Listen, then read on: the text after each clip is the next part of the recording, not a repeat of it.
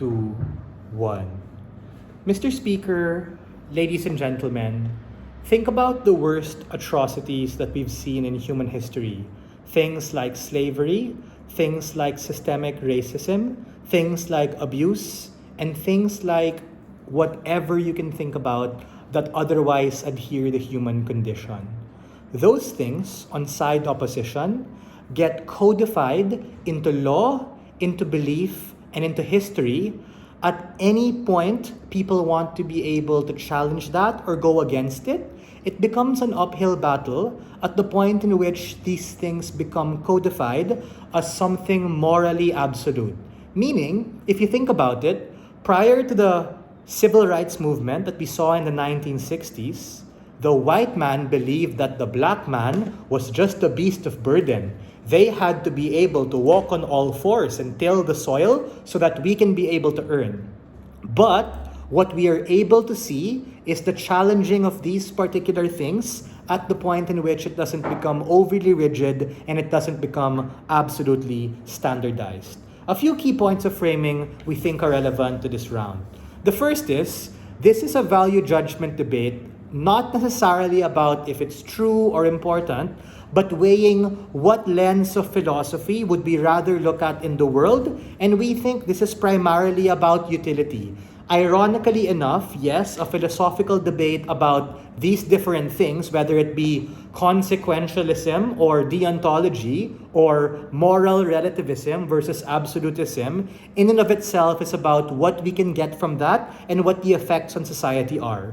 Particularly, how we treat other people, how we treat ourselves, and as a consequence of this particular belief system, how society will function.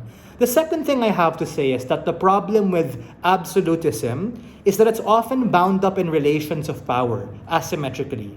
It's bound up historically and culturally in terms of religion or in terms of socio-political elites who actually create these particular belief systems. Just like what I said in my pre-oration. In fact, for quite some time, the Catholic Church was quite anti-queer, anti-trans, anti-abortion, and I don't think that these things are going to change anytime soon, right?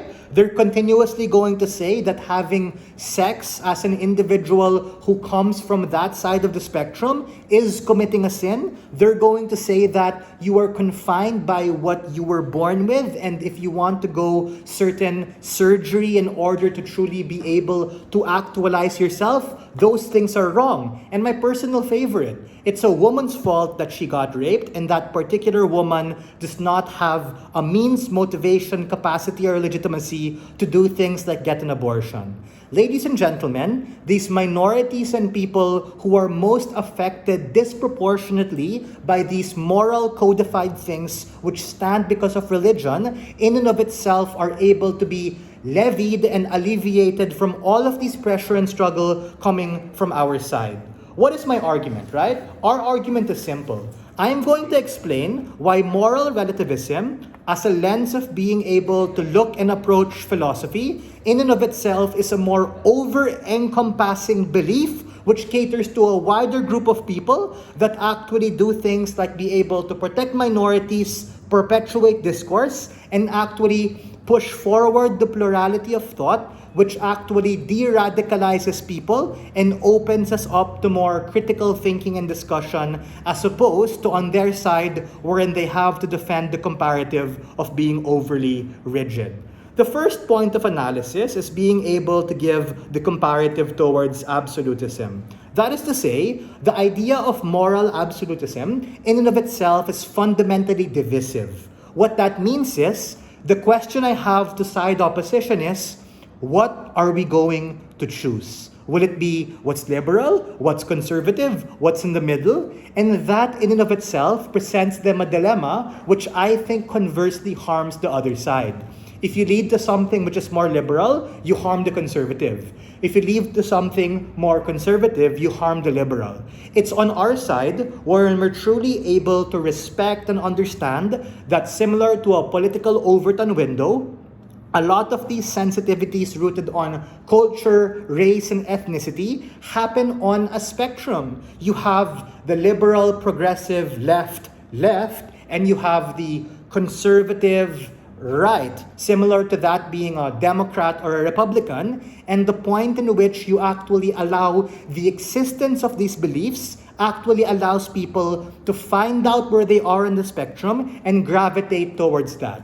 The second point of analysis is the idea of de-radicalization, meaning because you're able to acknowledge that both sides of the far end of the spectrum are legitimate, people can then gravitate and shift within that spectrum. You have the creation and birth of being a moderate. You have the creation and birth of being someone who is a centrist, which we think are all particularly legitimate decisions, which actually allow us to be able to exercise our belief for the most important, the most controversial, and the most contentious social issues that affect us in society, and not necessarily be confined to our own rigid ideology. Because it's on their side that from the get-go, you have to defend those particular ideas. What is the third harm? The third harm is the rise of echo chambers and confirmation biases at the point in which you likely become deluded and more radicalized towards things which don't exist outside your own worldview.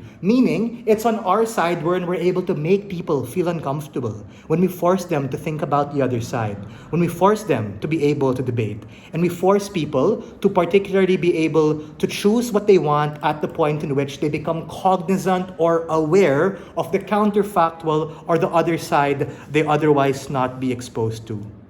Ladies and gentlemen, a world with moral absolutism is perverse. It perpetuates capitalist and incentive structures at the point in which if you are the ruling class, you're the dominant majority, or you are someone who is benefiting from whatever king, monarch, or group of people agree to be the norm, then all good. But if you're the majority of people who are not from that, you otherwise are pushed to the margin, become disenfranchised, and suffer at the hands of the very rulers who call what is right, right for the sake of them saying so. For all of these reasons, we are very proud to stand inside Affirmative. Thank you.